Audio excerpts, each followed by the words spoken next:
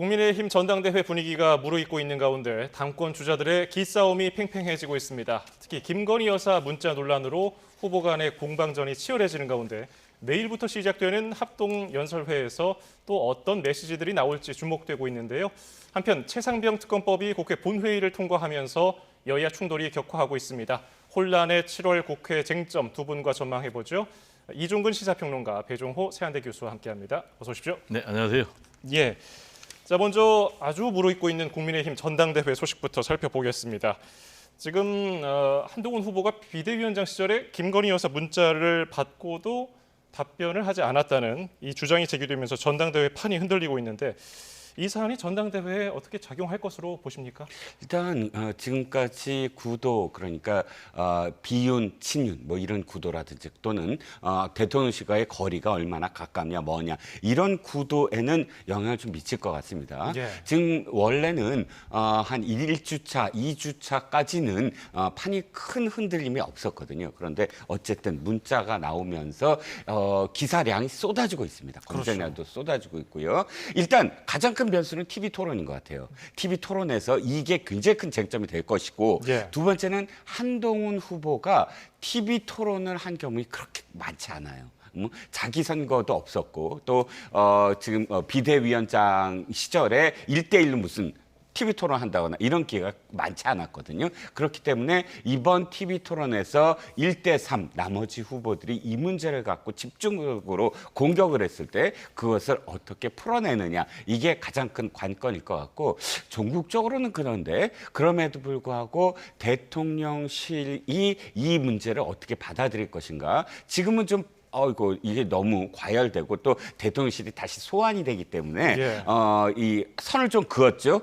우리 대통령실을 개입하지 않게 해라. 예, 끌어들이지 마라. 예. 끌어들이지 마라. 이 표현 자체가 어쨌든 이 친윤들에게 어떠한 메시지로 작용할 건가는 좀 지켜봐야 될 것 같습니다. 예. 한동훈 전 위원장이 당시에 문자 답을 하지 않아서 김건희 여사 사과가 이뤄지지 못했고 결국 총선 패배로 이어졌다. 이것은 해당 행위다. 이런 주장도 나왔거든요. 어떻게 보셨습니까? 그 말씀이 이제 이른바 친윤 또는 뭐 원희룡 또는 뭐 김건희 여사 측의 주장이죠. 그런데 여기서 대해서 지금 한동훈 후보는 사실과 전혀 다르다라고 얘기를 하고 있어요. 만약에 김건희 여사 측의 주장이 사실이라면 해당 행위가 분명하죠. 왜냐하면 김건희 여사가 5차례나 문자를 보내가지고 사과 의사를 밝혔음에도 불구하고 무시했다. 만약에 사과 의사를 받아들여서 김건희 여사가 사과를 했다면 총선의 판세가 바뀌었을 것이다. 그런데 개인의 권력을 위해서, 당권 장악을 위해서 오히려 무시했기 때문에 총선 패배의 책임은 한동훈 후보에게 있고 또 이런 사람은 해당 행위자다라는 이제 그런 건데 그렇지만 이제 한동훈 후보는 정반대로 얘기를 하고 있어요. 예. 일단 사과의 뜻이 명료하지 않았다라고 얘기를 하고 있어요. 그리고 두 번째로는 자신이 이미 공개적으로 사과를 요구를 했다. 그런데 거꾸로 사과를 요구하니까 대통령 비서실장을 통해서 비대위원장을 사퇴해라라고 요구를 했다. 그런데 전체적으로 보면 한동훈 후보의 주장이 더 설득력이 있어요. 왜냐하면 1월 달에 이런 문자가 오고 갔는데 2월 달에 윤석열 대통령이 명품백 사건과 관련해서 대국민 기자회견을 했는데 거기에서 사과를 안 했거든요. 그렇다면 전체적으로 한동훈 후보가 더 설득력이 있는 것이죠. 그런데 이제 문제는 지금 이제 전당대회가 왜 열립니까? 4월 10일 총선에서 참패해서 이제 비대위원장 체제로 갔다가 지금 당을 새롭게 수습하기 위해서 지금 전당대회를 여는데 가장 중요한 모습은 반성의 모습, 쇄신의 모습, 그리고 단합의 모습이어야 되는데 지금 정반대의 양상이 지금 벌어지고 있거든요. 예. 특히 이제 대통령의 부인이 전당대회에 지금 깊숙이 개입했다라고 한동훈 후보가 주장을 하고 있어요.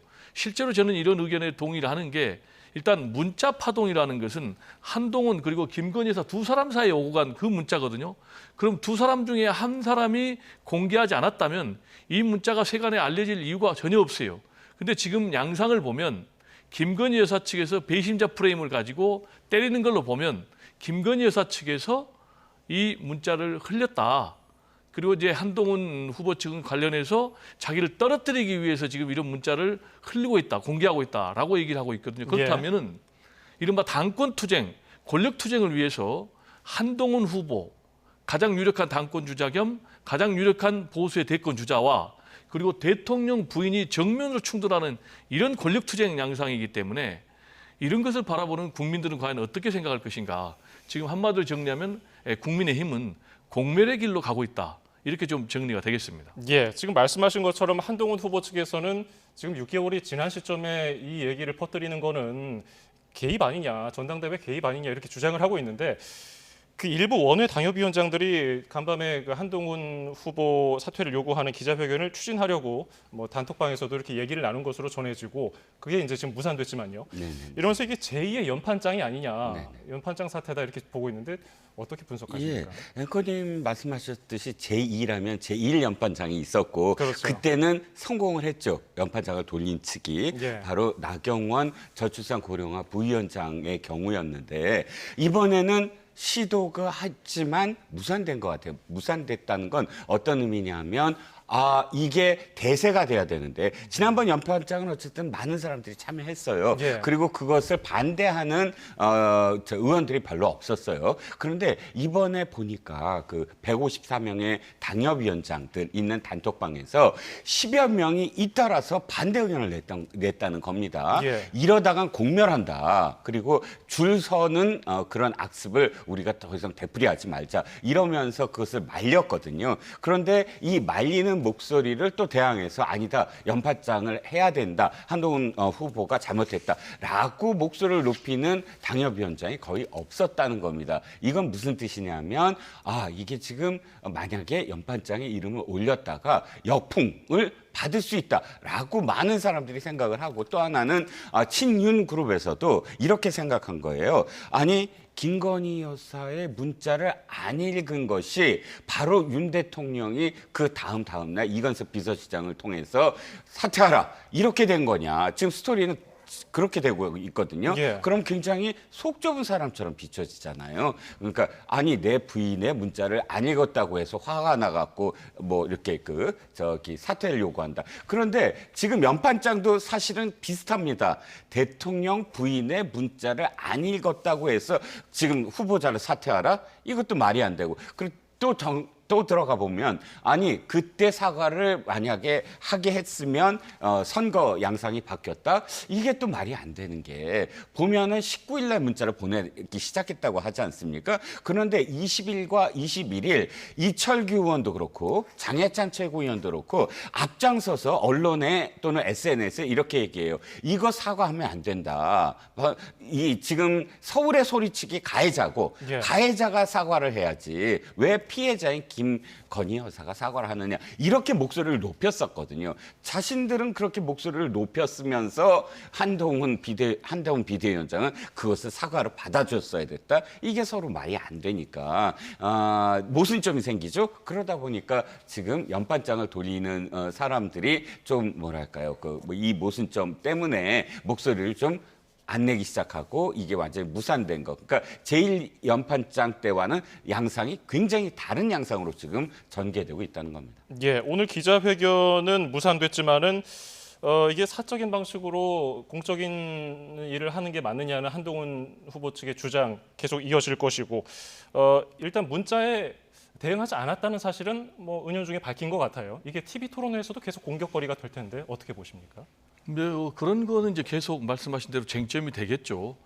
일단 엄청난 폭탄을 던졌어요. 제가 볼 때는 상당히 살상력이 높은 그런 이제 폭탄을 던졌는데 현재까지는 폭탄의 위력이 효과를 발휘하지 못하고 있어요. 그 이유는 한동훈 후보 측에서 굉장히 방어를 잘하고 있어요. 예. 배신자 프레임 또는 총선 패배 프레임을 거꾸로 김건희 여사 전당대회 개입으로 지금 바꿔버렸단 말이에요.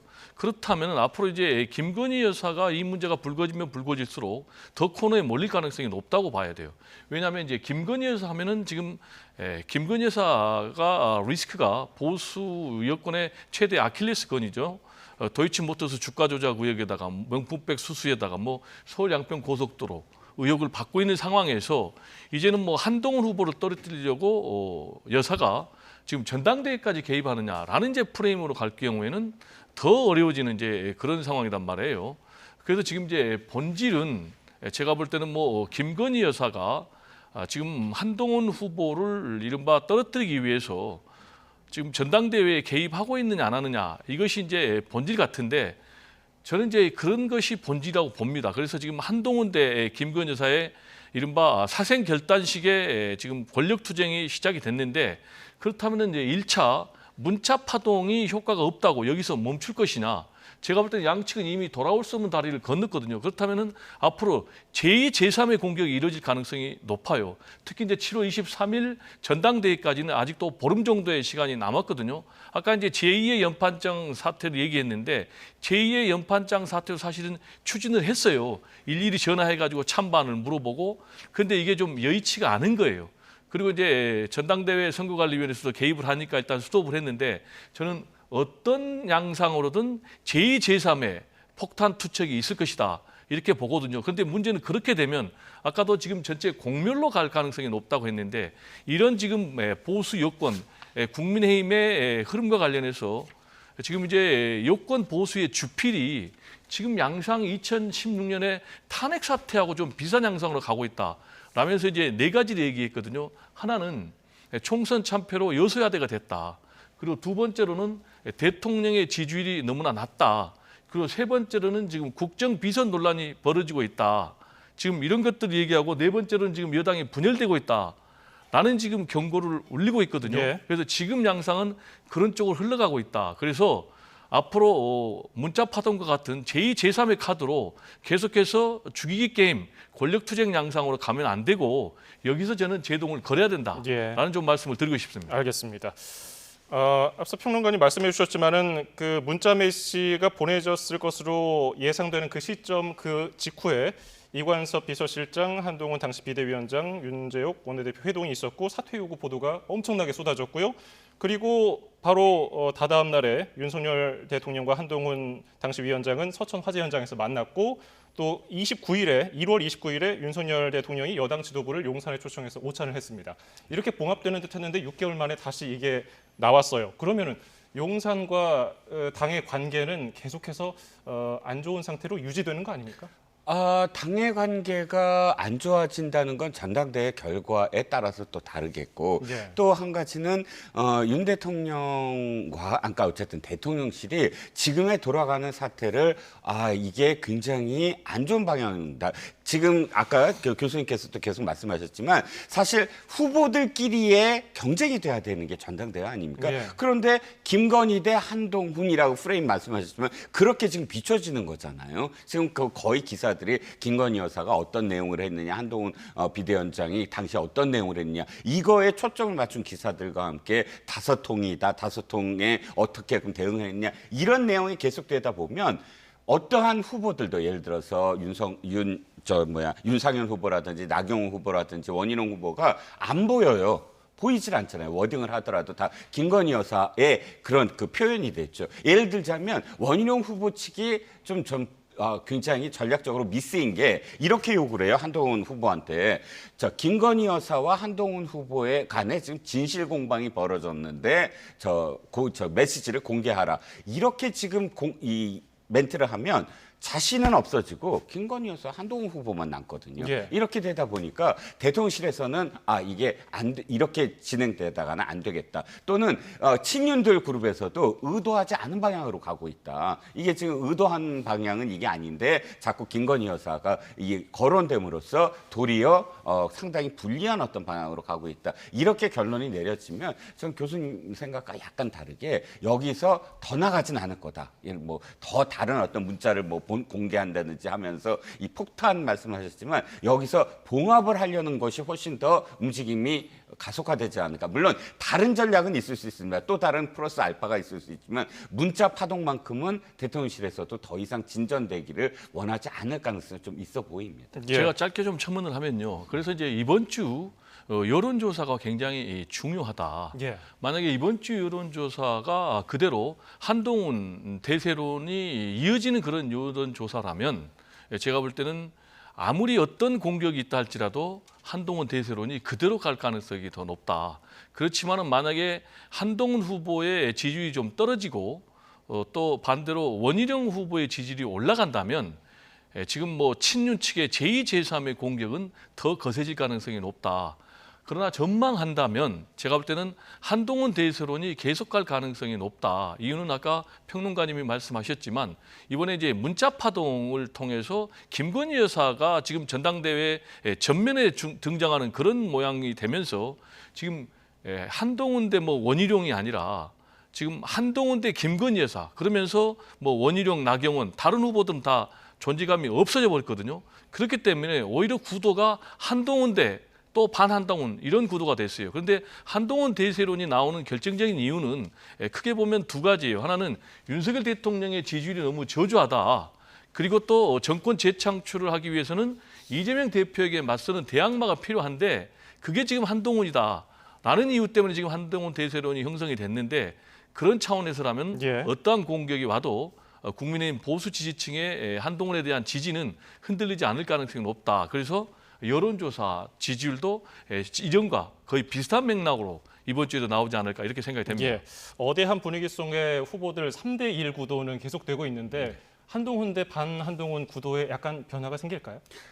아니요, 더 고착화될 겁니다. 아, 그렇습니까? 이제 완전히 고착화될 것 같고요. 그러니까 친윤이냐 비윤이냐가 아니라 아예 친한데 반한 구도로 확실하게 이제 뭐 전환이 될 것 같아서 예. 저도 교수님 말씀에 마지막 말씀 굉장히 동의하는 게 여론조사에 굉장히 따르겠지만 문제는 앞으로의 여론조사가 거의 2주밖에 안 남았다는 거. 예. 거의 이제 종반 정도로 치달으다 보니까 확실하게 이번 주 그러니까 이 돌아오는 월요일, 화요일의 여론조사가 거의 굉장히 큰 어떤 나머지 그런 여론조사에 영향을 미칠 가능성이 커 보입니다. 예. 한편 그 7월 국회 개원과 동시에 국회 개원식도 열릴 예정이었는데 무산됐죠. 그리고 대정부 질문도 12년 만에 파행됐습니다. 지금 이대로라면은 국회 개원식이 언제 열릴지도 모르겠고 지난 21대 16일, 7월 16일을 넘어설 거란 전망도 있는데 좀 요원해 보이네요. 상당히 좀 우려가 됩니다. 지금 뭐 역대 국회 중에 지금 가장 전쟁터 같은 그런 이제 국회 양상의 모습 아니겠습니까? 지금 보니까 역대 최장 지각 개원식을 한 국회는 21대입니다. 48일 늦어져 가지고요. 7월 16일 날 열렸는데 예. 지금 뭐 앵커께서 우려하신 대로 이번 22대 국회는 이 7월 16일보다 더 늦어질 가능성이 굉장히 높아요.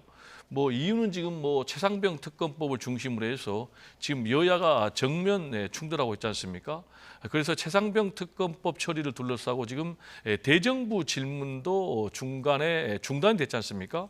그리고 또 개원식도 연기가 되면서 교섭단체 대표들의 연설도 지금 안 됐단 말이에요. 예. 그렇다면 이 과정에서 지금 국민의힘이 일단 7개 상임위원장 자리를 울며 겨자 먹기 식으로 받았는데 지금 민주당에서 앞으로 법사위를 통해서 지금 뭐 탄핵 검사들을 직접 조사를 할 가능성도 있다. 그리고 또 대통령 탄핵과 관련해서 뭐 청문회를 열 가능성도 있다. 이런 식으로 나갈 경우에는 국민의힘이 다시 보이콧을 행사할 가능성이 높아요.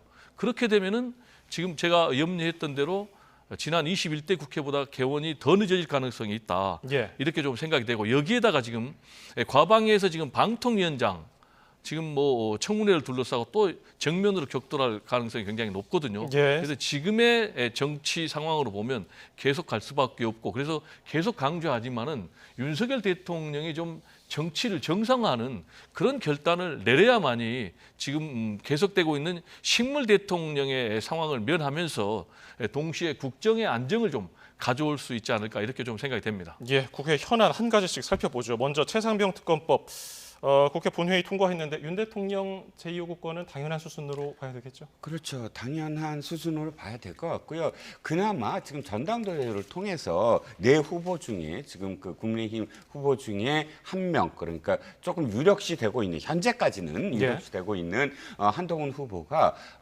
받아들일 수 있다. 새롭게 발의를 하겠다. 단 이 특검 임명과 관련돼서 지금의 어떤 독소 조항 제가 보기에도 사실 사실 이게 통과되는 그러니까 민주당 안이 통과되면 상당히 위험한 선례를 좀 남기는 것 같아요. 예. 지금까지는 추천만 있었어요. 뭐 어느 쪽에서 추천한다. 그러니까 제가 여기서도 반대를 했던 게 딱 이거였거든요. 민주당 쪽에서 한 명, 비교섭단체 그러니까 조국 혁신당에서 한 명이 추천돼서 대통령이 임명하는 것 이것 자체를 제가 지금까지 이것도 지금 위헌적인 요소가 있다라고 말씀을 드렸는데 아예 거기에 더불어서 이번에 새롭게 낸 최혜병 특검법에는 어떤 내용이 있냐면 그 중에서 사흘이 지나면 예를 들어서 저기 올라갔는데 대통령이 사흘 동안 어느 사람도 임명을 안 하면 자동으로 두 사람 중에 연장자가 임명되는 것으로 한다 이거예요. 그러면 저는 지금까지 헌정사상 처음으로 대통령이 임명권을 가진 그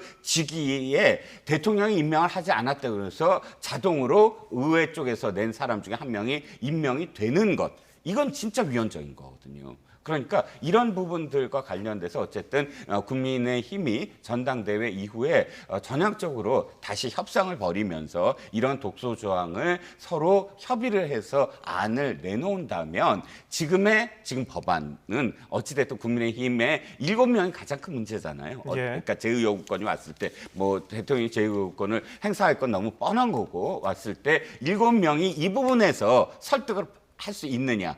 즉 최소한 안철수 의원은 계속 찬성할 테고 한 명 빼놓고 7명 중에 또 3명 있지 않습니까? 김재섭 의원이라든지 뭐 저 한자 의원이라든지 또 이 세 사람이 그래 그렇다면 이 산 갖고 그냥 또다시 제의권에 대해서 반대를 하고 한동훈 후보나 혹은 또 다른 가능성 있는 안을 내는 것으로 이것을 넘길 거냐 아니면 내가 원래 이야기한 대로 할 거냐의 차이이긴 하지만 지금 분위기로서는 새롭게 안철수 의원 이외에 새롭게 나서서 또다시 찬성할 사람은 없어 보입니다. 예, 지금 국민의힘 일각에서도 여론을 고려해서 출구 전략을 모색해야 되는 거 아니냐. 제3자 특검 추천하는 그 방안을 가지고서 협상을 해야 되는 거 아니냐 하는데 좀 합의에 이를 가능성이 있을까요?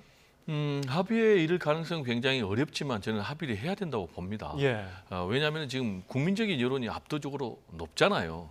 그리고 또 실제로 굉장히 어려웠지만 여야가 합의로 이태원 참사 특별법을 처리를 했잖아요. 그러면 얼마든지 할 수가 있는 거예요. 그러면 이제 지금 윤석열 대통령 같은 경우는 말씀하신 것처럼 거부권을 100% 행사를 할 거예요. 지금 이제 헌법 유린이다라는 그런 입장인데 저는 이해할 수가 없는 게 정상적인 국회 법 절차에 따라서 통과된 법안을 가지고 뭐 헌법 유린이다라고 얘기하는 것이 맞는지 지금 윤석열 대통령께서 만약에 이번에도 지금 거부권을 행사한다면은 지금 15번이나 이제 거부권 행사하거든요. 그런데 87년 민주화 체제 노태우 대통령부터 문재인까지 하면 7명의 대통령이 있었는데 이 7명의 대통령이 집권 시절에 행사한 거부권이 16번이거든요. 그러면 그게 맞먹는다는 얘기예요. 그렇다면 이 얘기는 뭘 의미하냐면은 윤석열 대통령이 그만큼 일방적으로 국정 운영을 해왔다는 거예요. 바로 그것 때문에 4월 10일 총선에서 참패를 했지 않습니까? 그렇다면 국정 운영 기조를 바꿔야 된다. 그런데 지금 윤석열 대통령은 도저히 이걸 바꿀 그런 가능성은 좀 없어 보여. 그렇다면 다행히 7월 23일 날 이제 국민의힘의 새로운 리더가 나올 거예요. 그럼 이제 새로운 리더십을 우리가 기대할 수 있는데 지금 뭐 한동훈 지금 후보 같은 경우가 가장 유력한데 지금 제3자 추천 방식의 최상병 특검법안은 받을 수 있다. 이런 입장 아니겠습니까? 그렇다면 이거는 협상의 여지가 있는 거기 때문에 얼마든지 저는 국민의힘과 민주당이 협상을 통해서 이걸 처리할 수 있다. 또 하나 지금 조국 개혁신당의 조국 대표 같은 경우도 우리가 추천할 수 있는 그 추천권을 포기할 수 있다. 이렇게 지금 협상의 공간이 있기 때문에 저는 개인적으로 최상병 특검법을 여야가 합의로 처리해서 국민적 의혹을 좀 풀어줘야 된다. 그리고 또 억울한 죽음에 대한 그런 한도 풀어주고 유죄들의 좀 한도 풀어줘야 된다. 라는 얘기를 좀 강조를 하고 싶습니다. 자, 그리고 또 다른 쟁점으로 떠오른 방통위원장 얘기입니다.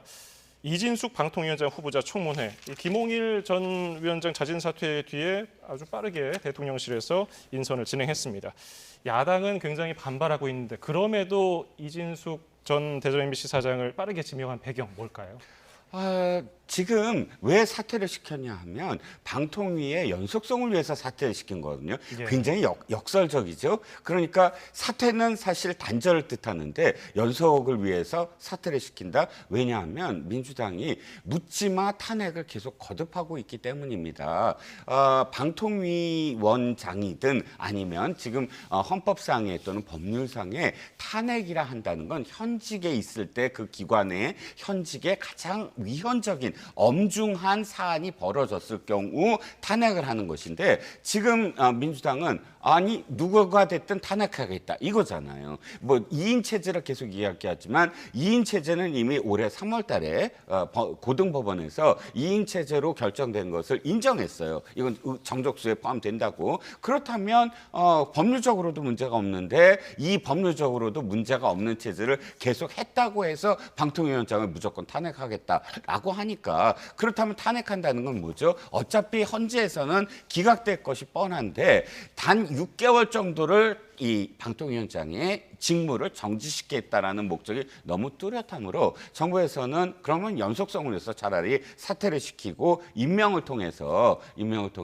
다시 연속시키겠다라는 그런 목적이 있기 때문에 급하다고 하는 건 표현이 좀 그렇긴 하지만 예. 어쨌든 연속적으로 계속 방통위원장을 임명할 것으로 계속 보입니다. 예, 이진숙 후보자가 야당을 향해서 작심 발언을 했거든요. 이 얘기 듣고 교수님 말씀 들어볼게요. 들어보시죠.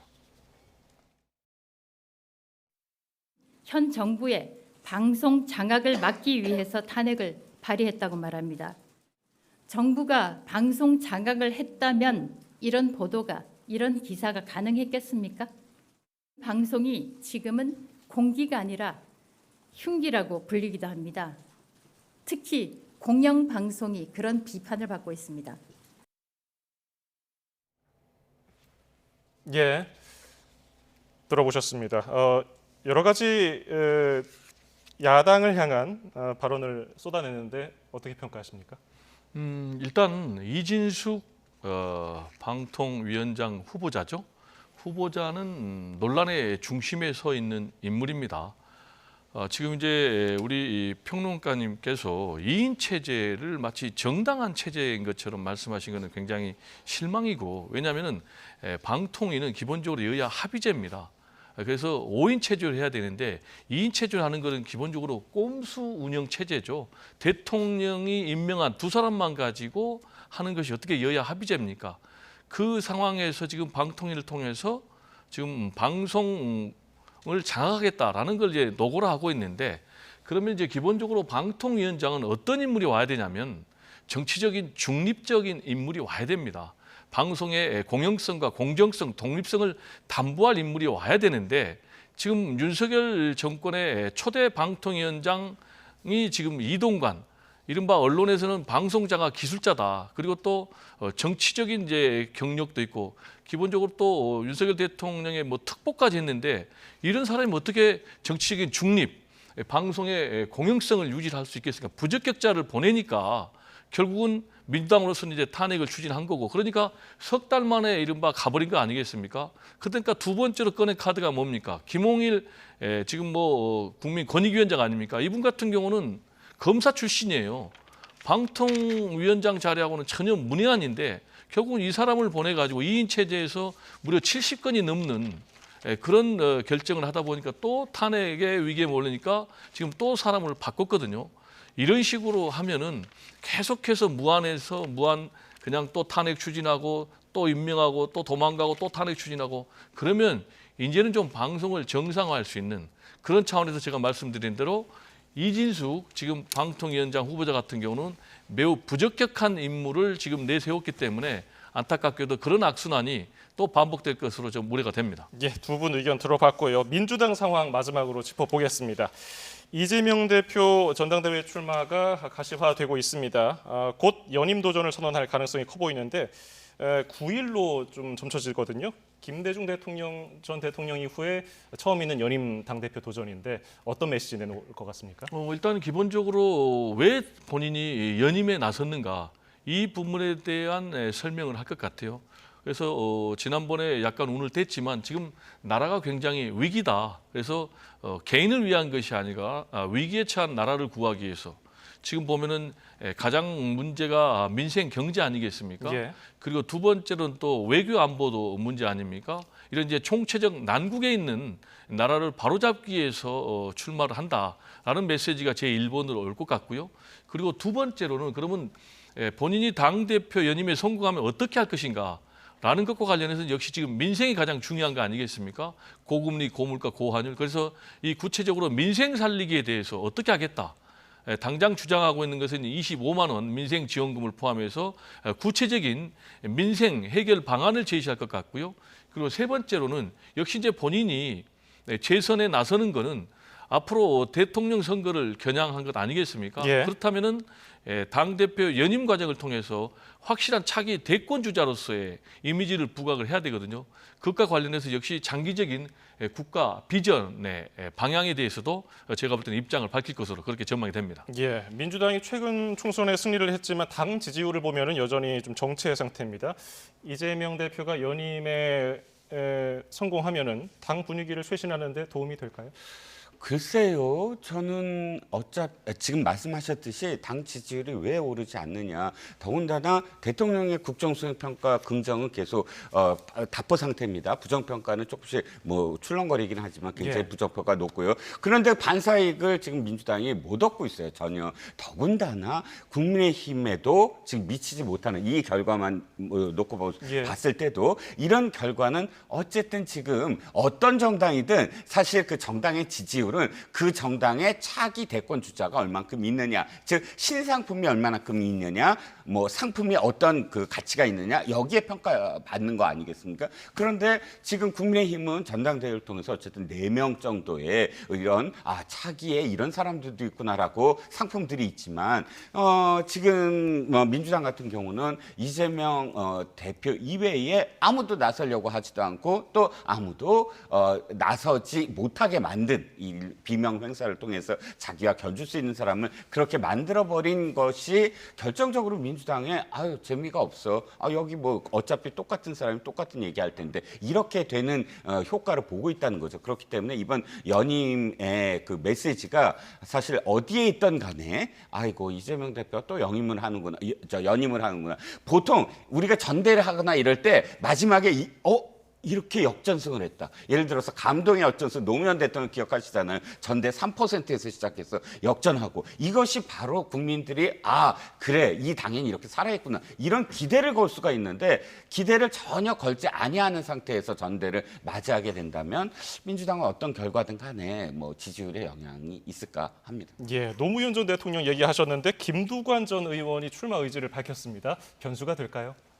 변수는 안 되겠죠. 예. 그래서 결과를 예측하라면 지난번 이제 전당대회 때 이재명 대표가 얻은 득표율이 이제 77.77% 아니겠습니까? 제가 볼 때 이제 비슷한 그런 득표율을 기록할 것으로 보여지고요. 그러나 의미는 있을 수가 있다. 왜냐하면 지금 뭐 단독 추대 형식으로 하게 될 경우는 뭐 흥행성도 문제가 되고 또 뭐 일극 체제라는 비난을 받는데 이런 상황에서 이제 김두관 전 의원이 도전장을 던져서 경쟁 구도를 만들어 준다면 이게 의미가 있다. 그런데 이 도전이 의미가 있으려면 레이스의 방식도 굉장히 중요하다. 예. 네거티브로 가지 말고 파지티브로 해서 이재명과 김두관과 이재명이 국가의 미래 비전, 정책 이런 걸로 대결을 해가지고 국민들에게 정말 미래의 대한민국에 나아가야 될 방향을 확실하게 각인시킨다면 당도 플러스고 이재명 대표도 플러스고 그리고 김두관 의원에게도 플러스다. 그러나 반대로 갈 경우에는 예. 당에도 마이너스, 이재명 대표에게도 마이너스, 또 본인에게도 마이너스가 될 텐데 이런 양날의 검의 선택에서 아마 지혜로운 선택을 할 것이다. 이렇게 기대가 됩니다. 알겠습니다. 7월 첫 주 뜨거운 정치권 이슈를 이종근 시사평론가 배종호 세한대 교수와 함께 살펴봤습니다. 두 분 고맙습니다. 네, 감사합니다.